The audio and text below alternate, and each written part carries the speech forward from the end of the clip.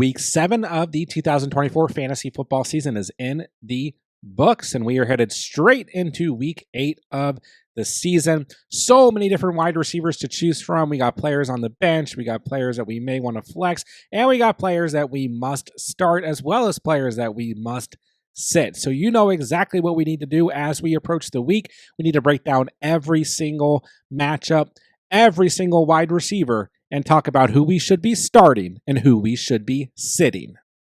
And before we do so, let me remind you guys that Underdog is the place you want to be if you want to get in on additional fantasy football action all season long. Their Week 8 NFL Pick'ems are already going live, and Underdog is giving all new users who sign up with promo code TheCatch a free NFL Pick'em to use towards Week 8's action. And on top of that, all new users who sign up with promo code TheCatch are also going to receive a 50% deposit match up to $1,000 on Underdog. So that's a free pick'em for Week 8's action, as well as up to $1,000 in bonus cash when you sign up with promo code TheCatch on Underdog. That link is down below. Let's kick the video off with Thursday Night Football. We're going to have the Vikings traveling to face the Rams. And I mean, you guys know that I hate Thursday night matchups, but this should be a pretty good overall matchup in terms of fantasy implications. So let's break down the Vikings first. No questions here. If you own Justin Jefferson, you are starting Justin Jefferson on a week in, week out basis. This is a great matchup. At the time of recording this, the Rams come in 24th against the wide receiver position. This has been a defense throughout the whole season that has struggled against opposing offenses. So this is a smash spot. If you own Justin Jefferson, he is a start on a week in, week out basis. We all know this. Jordan Addison, who I liked going into Week 7 against the Lions, had an okay game. I mean, the game script was there. I expected a little bit more out of Addison. 4 targets, 3 receptions, 66 receiving yards, 9.6 fantasy points. But I think he's a solid start this week. Probably, depending on your roster, he's more or so a flex option. But I think overall, he's a solid start if you want to go ahead and roll him out. And Justin Jefferson, just for reference, 8 targets, 7 receptions, 81 receiving yards, a touchdown, 21.4 fantasy points in Week 7. So we're starting JJ, we know that. And I think Addison is a good start this week. And Jalen Naylor just has not really seen that same involvement on a consistent basis that we had seen to start the season when Jordan Addison was out. But this past week against the Lions, he did see some involvement. 5 targets, 4 receptions, 76 receiving yards, 11.6 fantasy points. So you'd have to be in a very deep league to consider Jalen Naylor this week. And once again, this pattern is just not consistent. So majority of you guys, almost all you guys, let's go ahead and sit Jalen Naylor. But maybe in positive game scripts as the season goes on, we're going to be able to start Jalen Naylor as a desperation start.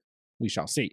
All right, Cooper Kupp is going to play in Week 8. Let's go, Cooper Kupp owners. Let's go. If you traded for Cooper Kupp, the time is now. But, it's uncertain what the workload is exactly going to look like for Cooper Kupp this week. It is a great matchup. The Vikings secondary giving up the 30th most fantasy points to the wide receiver position so far on the season. So I think Kupp is definitely startable, but we probably want to, tamper our expectations. You could look at this kind of like, Amari Cooper going to the Bills or Devontae Adams going to the Jets. It's going to take a game or so really for Cooper Kupp to get acclimated, and maybe he scores a touchdown like Amari Cooper does. Maybe he's only limited like Devontae Adams was, but it's a little bit different. He knows this offense. He's not going to a new team, and this is Cooper Kupp, and I think if you own him, you've been waiting to start him, so the matchup is great. I do like Kupp this week. He gets the asterisk because maybe you want to tamper your expectations, but come on, this team is in need of some life, and Cooper Kupp is going to provide that. Moving along, Tutu Atwell, 11.1 or more fantasy points in his last 4 starts. I think he's a good flex. I think he's got to remain the wide receiver 2 on this team. He's been the most consistent player at the wide receiver position over the past couple weeks in the absence of Kupp and Puka Nacua. So Tutu Atwell sitting at 21% rostered. It's a good matchup. I think he has another solid fantasy outing. The ceiling's probably not super high, not really any touchdown upside here, but Tutu, probably an okay start in the flex. As far as everyone else goes at the wide receiver position on this team, Jordan Whittington was active in week 7, but only saw 16% of snaps, dealing with that shoulder injury. I like Whittington. I think that there's certainly a scenario where Whittington comes out with a solid fantasy outing in this matchup, but I just don't want to risk it in my starting lineup. So I'm sitting Jordan Whittington this week, but I don't think you necessarily need to drop him based on last week. Remember, he's coming off that shoulder injury. Demarcus Robinson, 1.9 fantasy points in week 7, a sit for me. Tyler Johnson did have 9.7 fantasy points, but, in the last 4 weeks, he's had 5 or less fantasy points. So I just can't trust Tyler Johnson. So for me, if you're going to take a shot on a Rams wide receiver this week that is not Cooper Kupp, I would roll with Tutu Atwell. Moving along to Sunday, we've got the Packers traveling to face the Jaguars, and this is certainly an intriguing and frustrating wide receiver core from a fantasy perspective for the Green Bay Packers. Jaden Reed, 3 fantasy points in week 7. Romeo Doubs, 17.4 fantasy points. Christian Watson, 1.5 fantasy points. And why not Dontavion Wicks, 13.8 fantasy points. So this is the headache that the Packers wide receivers bring when it comes to fantasy football. But what we can't ignore is that this matchup against the Jaguars is phenomenal. Giving up the 31st most fantasy points to the wide receiver position. We have to consider starting just about all these Packers wide receivers, but we got to understand that there's volatility here, right? So for me, I know Jaden Reed was not good in week 7 and the game script was there. Should have had a better week, but you just got to keep rolling with him and taking the punches because the upside's way too high. He is still a top 10 fantasy wide receiver. We just got to keep starting him. Too good of a player to bench unless you feel like you have enough depth. Maybe you can make that decision, but against the Jaguars, I'm starting Jaden Reed. Now, Romeo Doubs over the last 2 weeks, 19.9 fantasy points in week 6, 17.4 in week 7. You got to keep rolling with Doubs for now. We're seeing that consistency that we're not getting with Watson or Wicks with Romeo Doubs. And what was nice about last week was 10 targets, 8 receptions. Compare that to the week before where he did score 2 touchdowns, but he only had 4 targets and 3 receptions. So it was a nice volume game, where this was also a good game script, right? A competitive matchup with the Texans, and Doubs was relied on. So that was a positive sign for me. It's a great matchup against the Jaguars. I think he's a good start. Now, Christian Watson, Dontavion Wicks. Wicks had the touchdown last week, but you're really, flipping a coin here, taking a bit of a shot in the dark, but the matchup's really good. If you want an upside play in your flex, I think that Watson and Wicks both present that. But it is a little bit risky at the end of the day. All right, let's move along to the Jaguars. And my thesis with Brian Thomas Jr. has just been start Brian Thomas Jr. every single week. He's just, started the season off as a solid flex play, and then he's kind of just progressed into the, area of we just start him no matter what, probably as your wide receiver 2 or maybe even your wide receiver 1. So it was a down week in week 6 against the Bears. Good matchup. He did drop a touchdown in that game.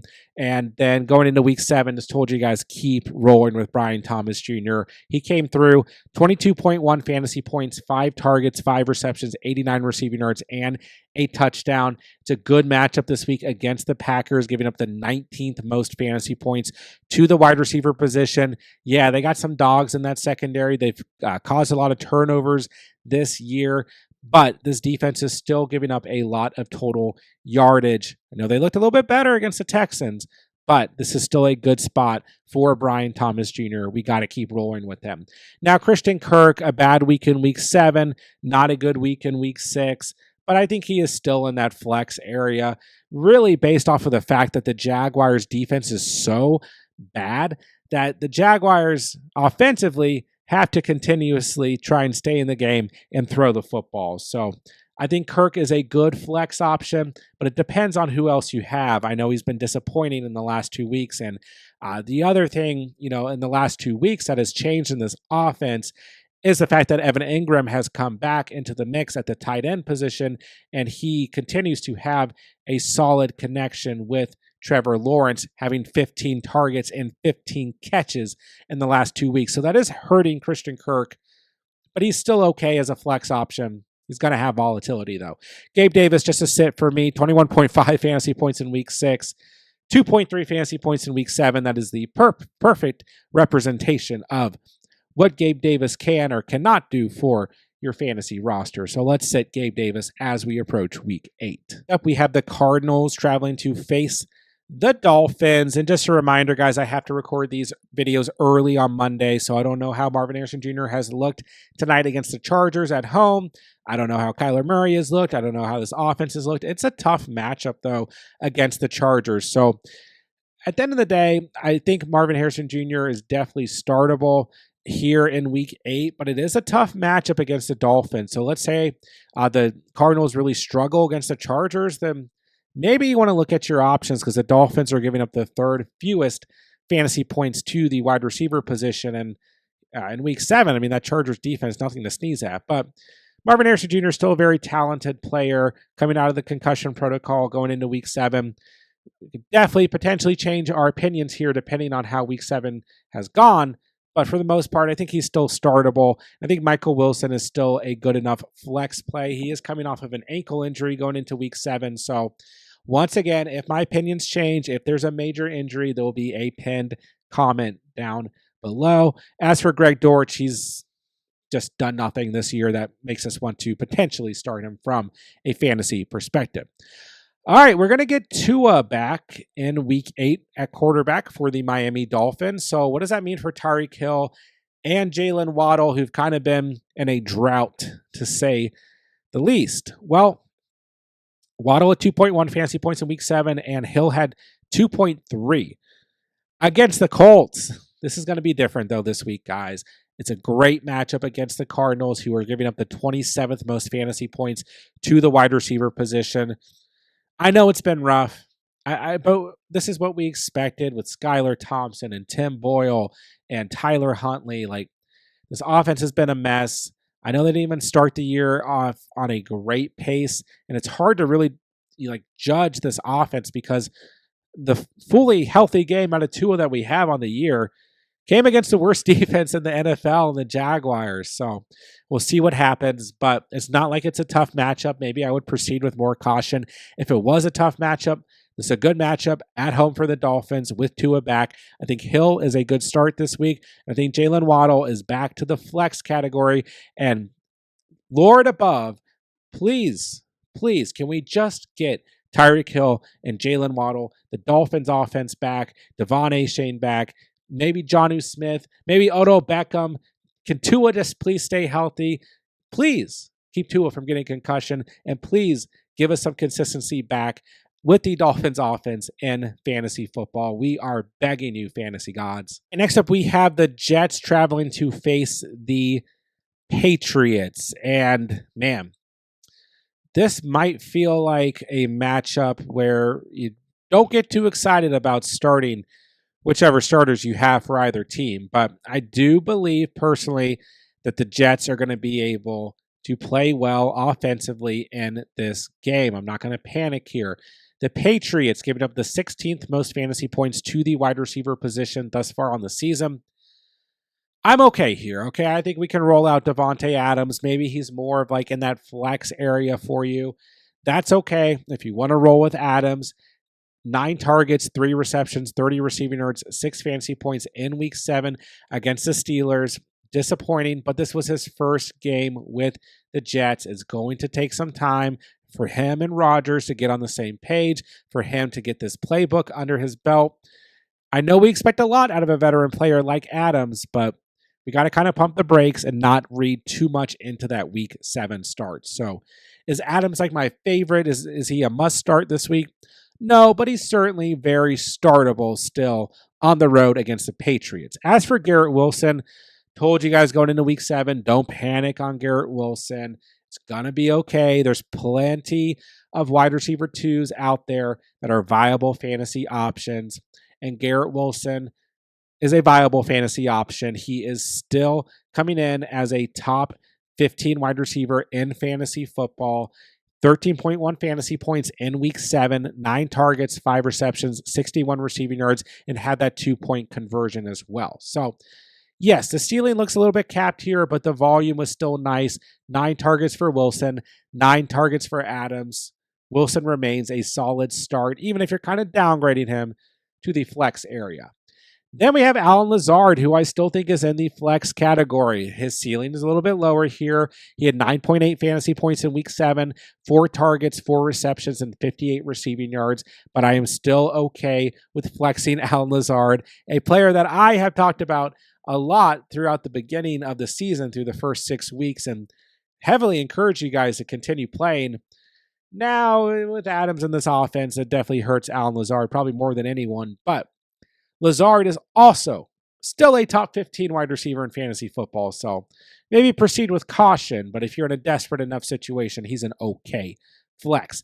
Mike Williams, 2 targets, 1 catch, 15 receiving yards, 2.5 fantasy points. No thank you. He is definitely the odd man out in this Jets wide receiver room with the addition of Davante Adams. Okay, let's talk about the Patriots wide receivers, and I might be being way too harsh here, but I'm just sitting everyone. I had so much faith in Demario Douglas going into week 7. Now, they did drop some plays early for Douglas, and he was probably going to be heavily utilized against the Jaguars, but he had the illness, missed the game.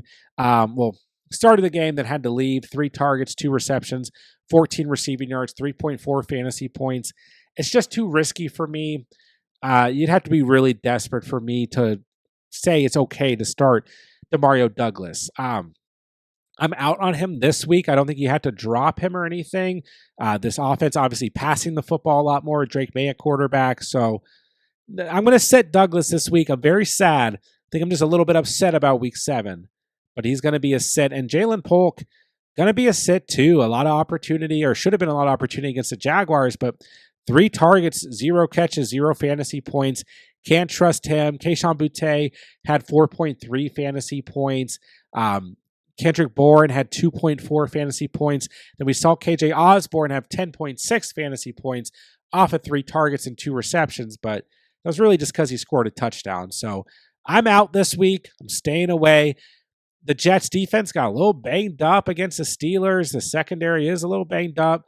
Still got Sauce Gardner. I just don't like any of these Patriots wide receivers this week, and I don't think you need to start any of them, more importantly. So let's sit them as we approach week 8.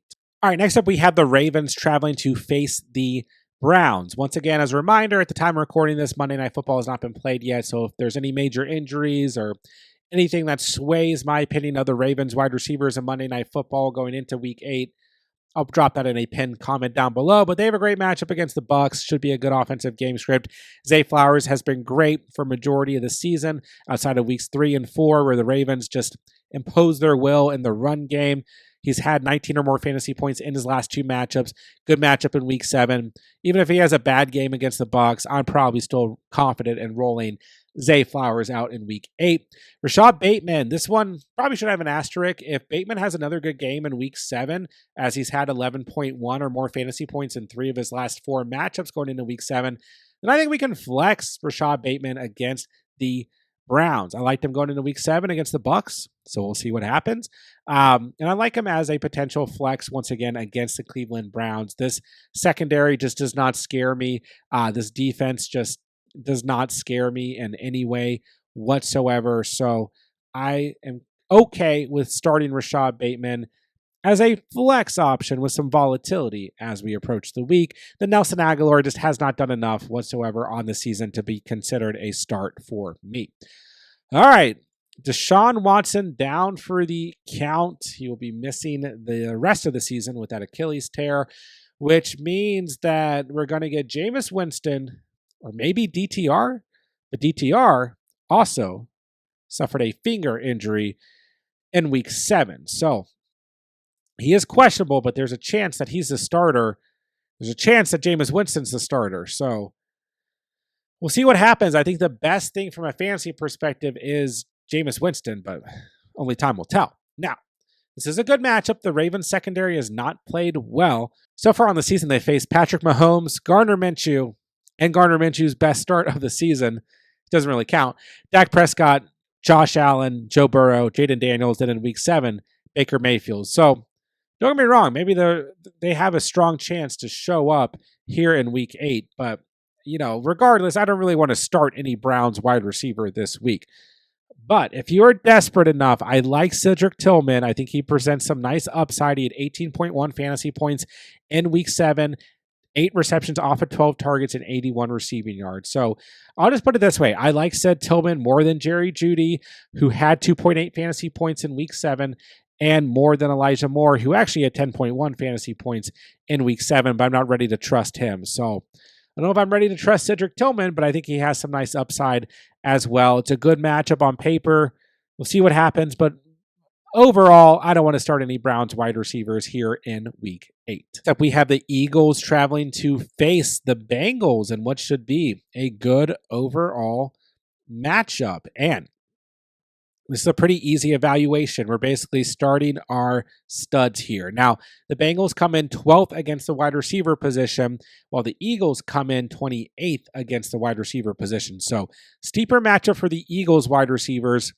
Much better matchup for the Bengals wide receivers. But A.J. Brown, 19.9 fantasy points in week 7, 5 targets, 5 receptions, 89 receiving yards, and a touchdown. He has a touchdown in every game that he has started so far on the year. He is a weekly must-start player. I would head straight to Underdog and take the over on A.J. Brown's receiving yards total for week 8, sitting at 77.5 total receiving yards. He has smashed that in every start so far on the season. I'm expecting a good game script here. Plenty of opportunity for A.J. Brown, who is the clear-cut wide receiver 1 here for the Eagles. Don't forget, guys, new users who sign up with promo code DCatch, the link is down below, are getting a free pick 'em to use towards week 8's action. Take your free pick 'em. Take the over on A.J. Brown's total receiving yards. Automatically triple your cash entry. And while you're doing that, Underdog is going to give you a 50% deposit match up to $1,000 when you sign up with that promo code DCatch.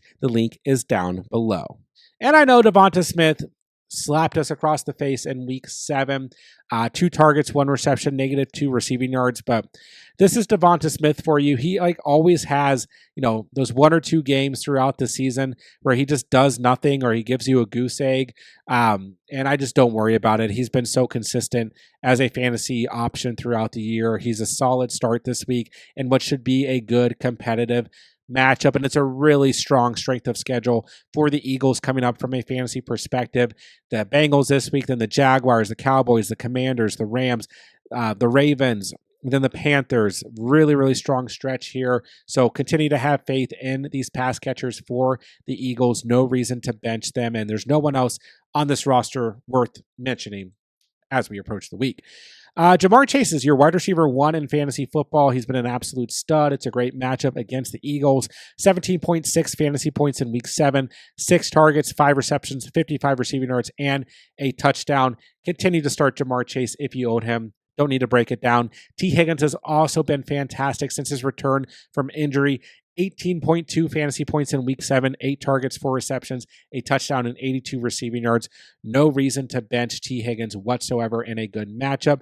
Then we got Yoshi as your wide receiver 3 here. He had 1 target in week 7, did not catch that target. It's really just Higgins and Jamar Chase. There's nobody else that we need to consider from a fantasy perspective. It would be nice if somebody stepped up as a wide receiver 3 on the Bengals with how productive Chase and Higgins are. But for now, you got Chase, you got Higgins, you start them. You got Brown, you got Devonta Smith, you start them as well. Next up, we have the Colts in a divisional matchup against the Texans. And these Colts wide receivers, they're about as frustrating as any wide receiver core in the league right now. So Anthony Richardson got the start in week 7, 9.3 fantasy points for Pittman in week 7, 1.3 for Josh Downs in week 7.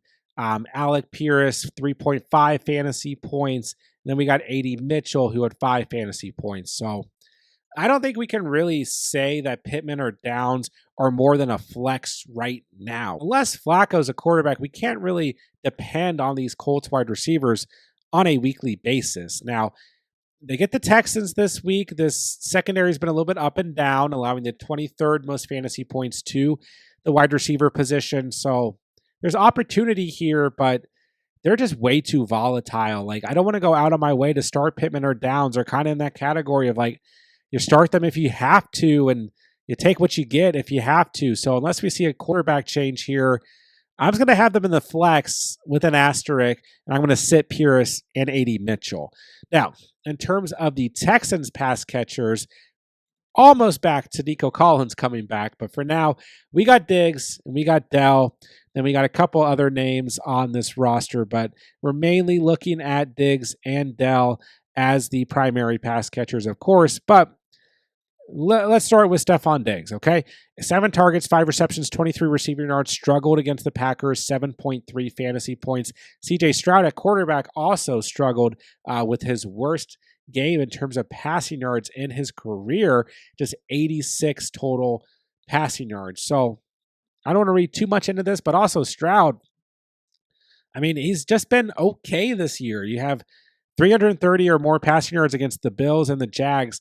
Other than that, 260 or less passing yards. He's only thrown for 2 or more touchdowns in 3 games on the year. So just not what we expected out of this offense, but maybe part of that has to do with Nico being out. I don't know, but Diggs is still a good start. I mean, he has 14.2 or more fantasy points in every game this year, except for 2 games in week 2 and week 7. So this is a better matchup this week against the Colts, giving up the 20th most fantasy points to the position so far on the year. If you own Diggs, keep rolling with them. He's still a top 15 wide receiver in fantasy football. Then Tank Dell gave us a goose egg in week 7. So 4 targets, 0 catches. And we had a couple goose eggs out there in week 7, and Dell was one of them. So yeah, Dell's in that flex area still. Volatility, you can start him if you want.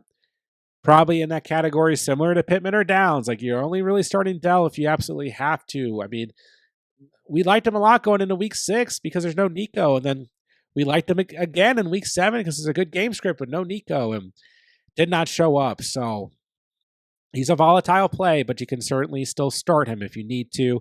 Xavier Hutchinson does 2.1 fantasy points in week 7. He's not going to be a start for me, unfortunately. With the absence of Nico Collins, we haven't really had anyone truly step up in terms of a pass catcher. We've just had Joe Mixon running all over the place. So for this week, in terms of the Texans, the only player I'm fully confident in at the wide receiver position is Stephon Diggs. We had the Titans traveling to face the Lions, and going into week 7, I got some questions about Calvin Ridley and DeAndre Hopkins with Mason Rudolph as the starting quarterback, no Will Levis. And every single answer was do not start either of these players. And I cannot fathom wanting to start either of these players in week 8. Now, it's an okay matchup against the Lions, giving up the 25th most fantasy points to the wide receiver position on the season. But come on. What type of position are you in that you need to start Ridley or Hopkins? You'd have to be like super desperate, just hunting for any type of points in a 16-man league or something. I don't feel good about starting Ridley, who had 7.2 fantasy points in week 7, Hopkins, who had 0.8 in week 7, or Tyler Boyd, who had 9.3 in week 7. There's just no upside here. Just no thank you. Titans on the road. I'm staying far away from this one.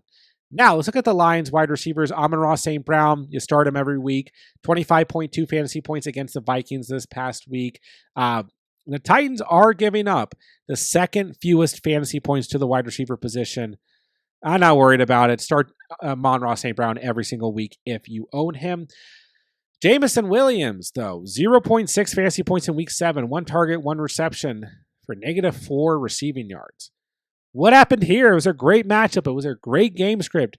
He should have been heavily involved. You're going to get out of Jameson Williams. He provides some volatility, provides a lot of upside. You know, he only has 5 or more catches in 2 games on the season so far.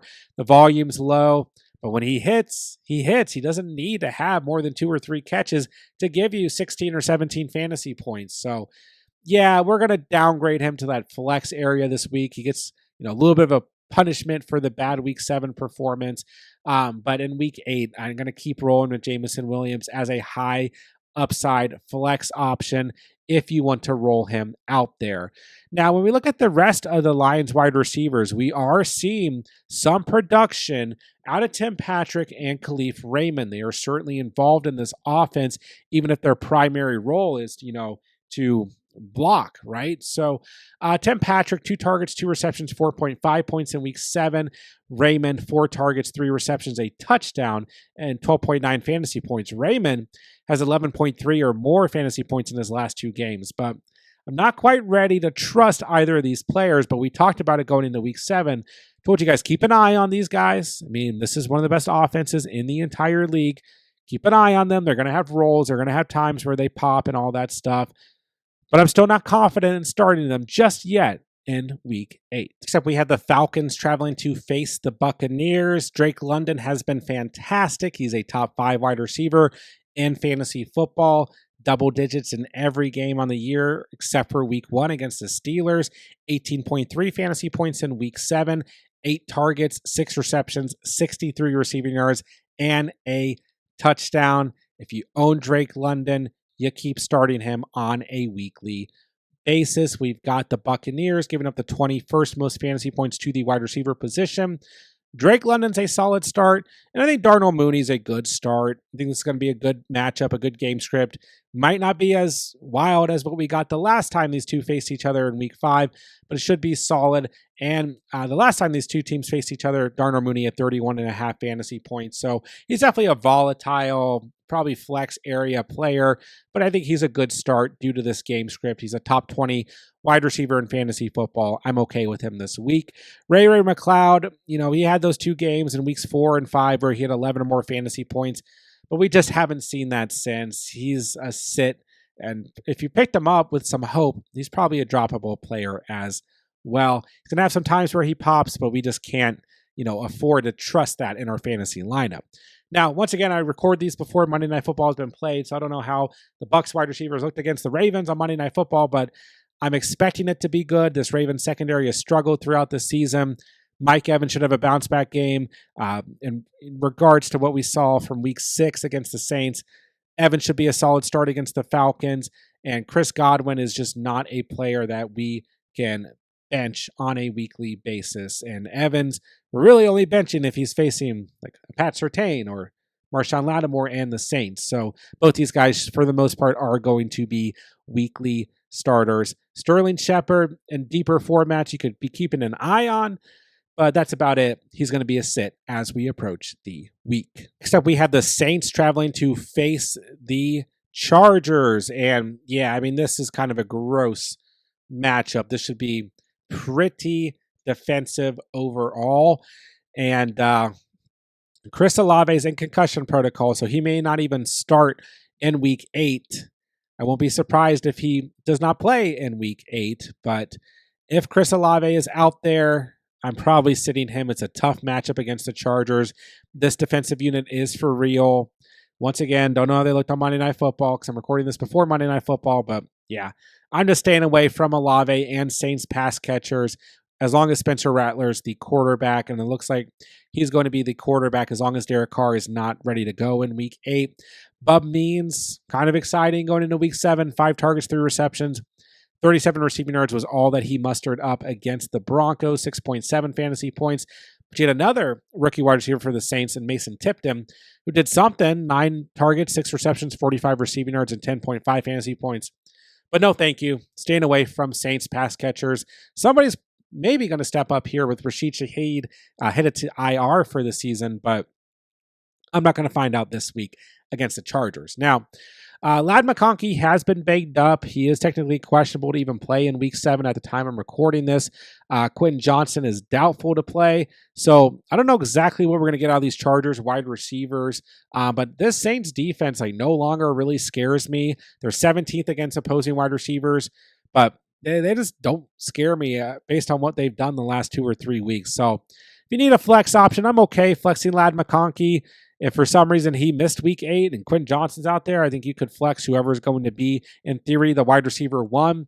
Maybe Josh Palmer, who should be healthy week 7, and Ladd and Johnston aren't healthy. Like maybe he does something, but I think for majority of guys, you're not in a position where you really need to be stretching to the point that you're starting one of these Chargers wide receivers. So in theory, I like Ladd McConkey if he's healthy the best, and we'll just kind of stick with that as we approach week 8. But along, we have the Bills traveling to face the Seattle Seahawks, and we got a lot of wide receivers to break down in this one. So 2 good secondaries, the Seahawks allowing the 11th fewest fantasy points to wide receivers, and the Bills allowing the 6th fewest fantasy points to the wide receiver position. So Amari Cooper, first game with the Bills against the Titans, 5 targets, 4 receptions, 66 receiving yards, and a touchdown, 16.6 fantasy points.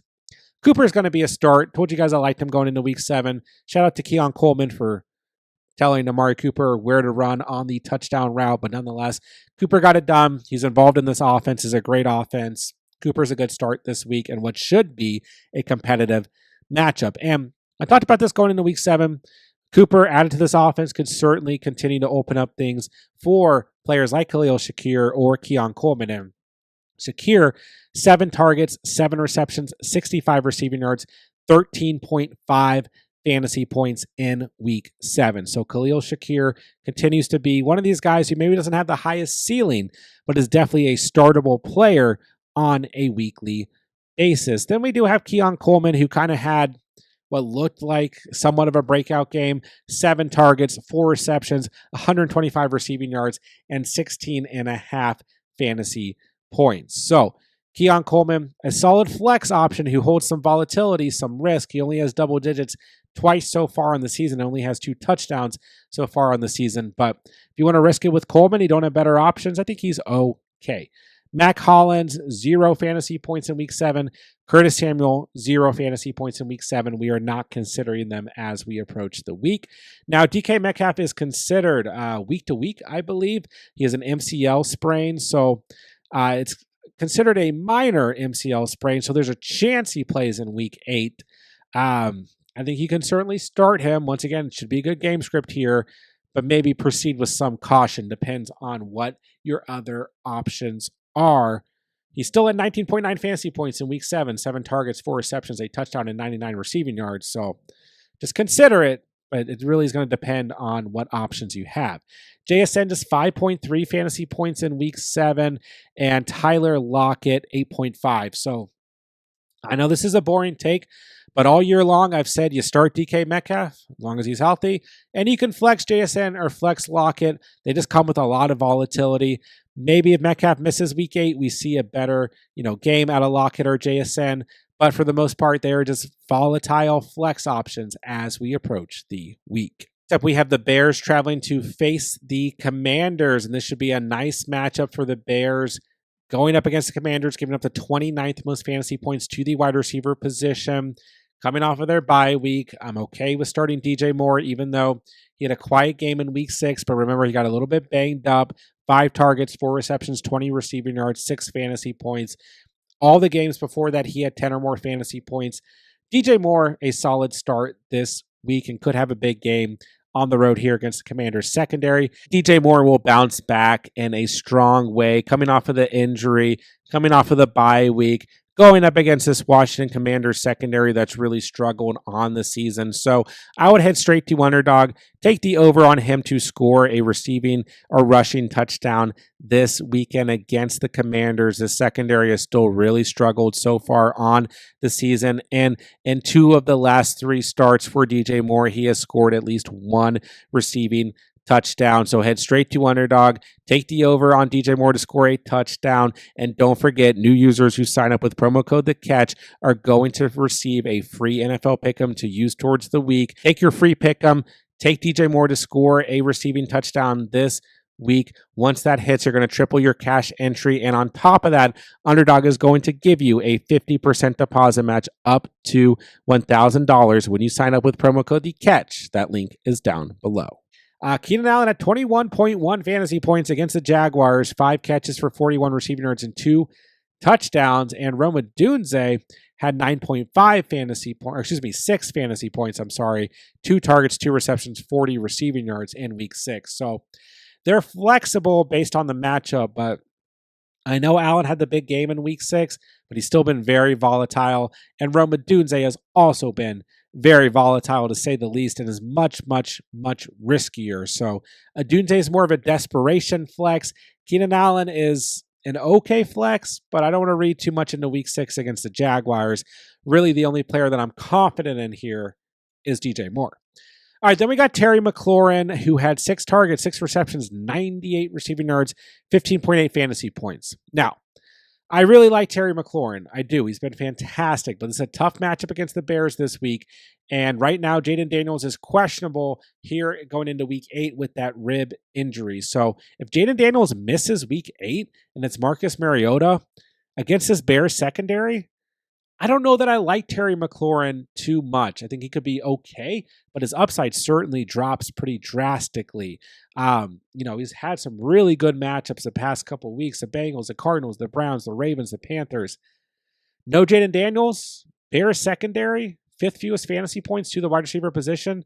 Might want to proceed with some caution when it comes to Terry McLaurin this week. We shall see. Then you got Zacchaeus, you got Noah Brown, you got Dewami Brown, you got Luke McCaffrey. None of these guys in any way am I considering starting as we approach week 8. It's a divisional matchup between the Chiefs and the Raiders, and this should be an interesting one. I mean, it's a good matchup overall for the Chiefs offense, but this Raiders defense, believe it or not, is top 10 against the wide receiver position. So I think Xavier Worthy is startable. He had just 5.4 fantasy points in week 7. But we saw no Juju Smith-Schuster, and he's already been ruled out for week 8 dealing with that hamstring injury. So, maybe we see some opportunity to McCole Hardman, but he had just 2 targets in week 7, although he did have 12.5 fantasy points. Maybe Justin Watson, but he had just 1 target last week. Maybe Sky Moore comes to life. He had 1 target last week. I don't know. You got to consider starting Xavier Worthy because the volume here is so good. I mean, the only other receiving options are Travis Kelce and Noah Gray, unless we're looking at some of the running backs too. So Worthy startable, and everyone else is a sit. Now, Jacoby Myers missed the past 2 weeks as he's been dealing with an ankle injury. So Myers is a sit for me going up against the Chiefs. It's just a bad matchup. They're 7th against the wide receiver position. Aiden O'Connell's got a hurt thumb. Gardner Minshew, tons of turnovers last week. Myers is a wide receiver 1 if he's healthy, but I just don't feel good about it. Trey Tucker, 7.7 fantasy points in week 7. And you had DJ Turner as the next man up with 3.7 fantasy points. Just not enough here. Staying away from the Raiders offense going up against an elite Chiefs defense here in week 8. Next up, we have the Panthers traveling to face the Broncos. And Deontay Johnson just 2.7 fantasy points against the Commanders in week 7. 3 targets, 1 reception, 17 receiving yards. I mean, just a blowout statement by the Commanders at home. I expected more out of the Panthers wide receivers, or at least more out of Deontay Johnson and potentially Xavier Leggett this past week, but they just didn't stand a chance. That Commanders defense was stomping all over them. I think Deontay Johnson could be an okay start this week, but against the Broncos defense, I don't think I'm risking it. Pat Surtain should be back this week. If Pat Surtain is back, there's no chance I'm starting Deontay Johnson. If he misses week 8, then maybe if you're desperate, you have no better options, you could roll Deontay Johnson out there. But this Broncos defense is not just good because of Pat Surtain. They're good defense overall. And Andy Dalton certainly did not look very inspiring in week 7 with 2 interceptions and just 93 passing yards, 11 of 16. So I'm probably staying away from the Panthers pass catchers this week. Now, Cortland Sutton had a goose egg, 0 fantasy points, 0 targets in week 7 against the Saints. But it's a good matchup this week. The Panthers, are 22nd against the wide receiver position so far on the season. So you could flex Cortland Sutton, sure, but this is still Cortland Sutton. This is still the Broncos offense. You never really know what you're going to get. But he's been the most startable player at the wide receiver position on the Broncos thus far. Now, Troy Franklin, a player that I've talked about a bit here and there in the past week or two. Had 10 fantasy points in week 7, 6 targets, 5 receptions, 50 receiving yards. Obviously has a good chemistry with Bo Nix going back to their college days. So he's an intriguing option. We've talked about him in some of the waiver videos lately, but not ready to start him, although it is a good matchup if you're looking for a very, very, very sneaky potential play, but I'm going to stay away. Devon Bell, 3 targets, 1 reception, 20 receiving yards in week 7, 3 total fantasy points. Staying away from Bell as well as we approach week 8. Next up, we have the Cowboys traveling to face the Niners. Always a good matchup here. Cowboys on bye week in week 7. CeeDee Lamb, 11.4 more fantasy points every matchup this year except for week 3. You own CeeDee Lamb. You keep rolling with him. I know where you drafted him. It feels a little bit disappointing, but he's still a top 15 wide receiver in fantasy football. He's still a solid start against a struggling Niners defense, giving up the 15th most fantasy points to the wide receiver position. Not the worst here, but certainly also not the best. It's still CeeDee Lamb. We're starting him. Now, Jalen Tolbert, you may have picked up. You may have dropped at this point after a disappointing week 6 in the bye week, but he sits at 34% rostered. He's still an okay flex option. I'm expecting some points in this game, a good game script. So Jalen Tolbert is flexible, but he's in that area of like, you got nothing better. You got to take some points. I'm not going out of my way to start Jalen Tolbert this week. All right, so when we look at the Niners wide receivers, Brandon Ayuk out for the season. So what does that mean for everybody else here, as Ayuk has reportedly torn his ACL and his MCL? Well, Debo, sick last week, tried to play through it, could not do so, was on the field for 6% of snaps against the Chiefs, was certainly missed. He's definitely startable this week against the Dallas Cowboys. They give up the 14th most fantasy points to the wide receiver position, so very close to the Cowboys in terms of rankings. But yeah, Debo is just one of these guys. I always start him. I know you're kind of left with a sour taste in your mouth after last week, but if you own Debo, you start him. The upside's way too high, especially with Ayuk out for the year. And even with George Kittle, the tight end position, seeing a very good amount of volume, Debo's got to be a start this week. That brings us to Jawan Jennings, who I think is coming back to life. He also missed week 7, dealing with a hip injury. If he starts in week 8, which he might not, and don't forget the Niners have a bye week in week 9, so we may or may not see Jennings this week. If we do, I think he's a good start in terms of a flex option. Don't count on 46.5 fantasy points, but the path has opened back up for Jawan Jennings to be a viable flex option here in the 2024 fantasy football season. We just got to see if he's actually healthy or not. Then we got the two who may step up. Ricky Pearsall, 5.1 fantasy points in week 7 in his first NFL start. Jacob Cowan in not his first start, but kind of his first start. He's only seen a total of 8% of snaps so far in the season in his rookie year. Before week 7, he had 3 targets, 2 receptions, 50 receiving yards, 7 fantasy points. Both of these guys worth stashing, worth watching. But also, I just don't quite know if this Niners offense is that same offense that we got used to last year, right? So there's certainly a path for Pearsall and or Cowan to be productive, but you got Debo in front of them, you got Jennings in front of them, you got Kittle in front of them, and you got a run game with Jordan Mason at the time being in front of them with rumors of CMC coming back after the bye week in week 10. So we'll see what happens, but Pearsall and Cowan certainly worth watching as we approach week 8. Next up is the Giants, who will travel to face the Steelers for the final matchup of the week. And I know Malik Neighbors was disappointing to say the least in week 7 with 8.1 fantasy points and what was a good matchup, but the Giants offense just struggled as a whole. He had 8 targets, 4 receptions, 41 receiving yards, and 8.1 fantasy points. I think he is definitely startable this week on the road, but the Steelers defense is for real. They're top 10 against the wide receiver position. This is still Malik Neighbors, who is a top 15 fantasy wide receiver on the year, even with missing 2 games and having a down week in week 7. So I don't know if he's necessarily going to fully bounce back this week, but he's still a solid start. I'm not ready to bench Malik Neighbors. Then Rondell Robinson, 9 targets, 6 receptions, 23 receiving yards, 8.3 fantasy points. He's been a really solid flex option throughout the year. I still like him in week 8. Maybe the ceiling's a little bit lowered here, but once again, the Giants just really struggled offensively in week 7.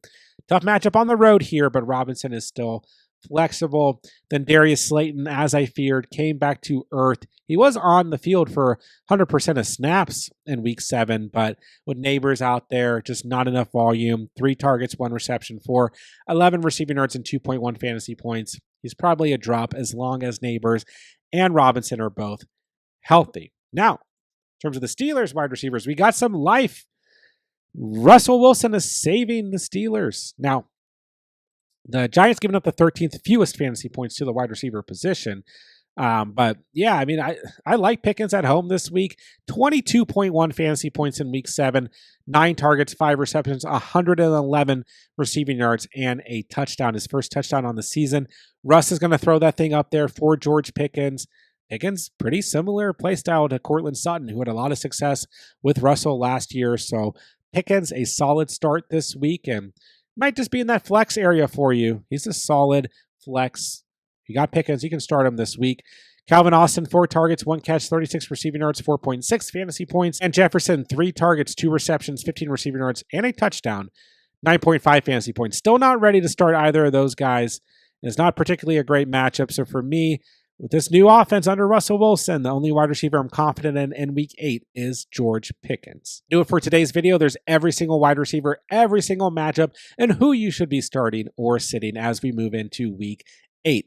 Don't forget, guys, I'm answering all fantasy football questions in the comment section down below. If you guys need anything whatsoever as we approach the week, be sure to drop me a comment. I'll answer every single comment on this video before Thursday Night Football and before Sunday's slate of games. Don't forget, as the week progresses, we're going to have everything that you could possibly need here on the channel. Start sits at every single position, must start defenses, kicker rankings, buy low options, players that are going to go nuclear, last minute waiver additions, fantasy Q&A live streams, all kinds of content to help you guys bring home a dub this week. So make sure you guys are subscribed so that you don't miss out on any of the content. And with that, I'll say thank you guys so much for watching and or listening. And remember, you saw it here on The Catch.